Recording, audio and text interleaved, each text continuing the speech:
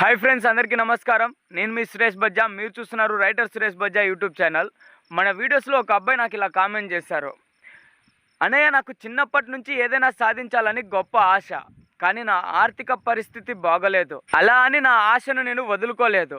సాధించాలి అనుకున్న దానికోసం అప్పులు చేశాను. చివరికి నమ్మిన వాళ్ళ చేతుల్లోనే మోసపోయి అప్పుల పాలైపోయానని నాకు ఒక అబ్బాయి కామెంట్ చేశారు. ఆ అబ్బాయి కోసం ఒక మోటివేషన్ కావ్యం రాశానన్నమాట. ఇప్పుడు చెప్తున్నాను, ఈ వీడియో చివరి వరకు చూసి ఎలా ఉందో కామెంట్ చేయండి.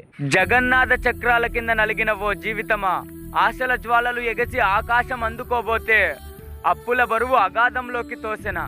నమ్మకపు నాటకంలో నట్టేట మునిగిన లే నిలబడు. నువ్వు పెట్టిన పెట్టుబడి, నువ్వు పాటించిన ధైర్యం, నువ్వు చేసిన తప్పు మనుషుల్ని నమ్మడం.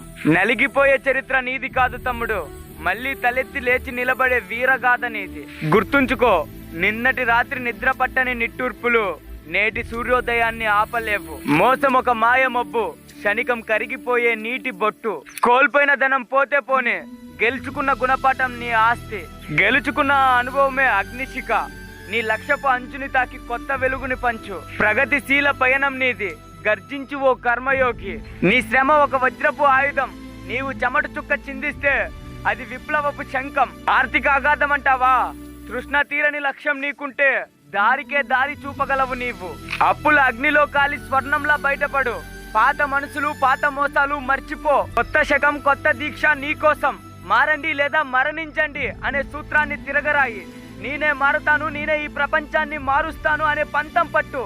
పద, పోరాడు, విజయం నీదే. సో గైస్, ఇదే అనమాట నేను ఆ అబ్బాయి కోసం రాసిన మోటివేషన్ కావ్యం. ఎలా ఉందో కామెంట్ చేయండి. మీకు కూడా ఇలాంటి మోటివేషన్ కావ్యాలు కావాలి అనుకుంటే మీ సిచ్యువేషన్ని కామెంట్ చేయండి, లేదా నా వాట్సాప్ నెంబర్ 9133224263 అనే నెంబర్కి వాట్సాప్లో మెసేజ్ చేయండి. నేను తప్పకుండా మోటివేషన్ కావ్యం రాస్తాను. మర్చిపోకుండా సబ్స్క్రైబ్ చేసుకోండి. Thank you guys.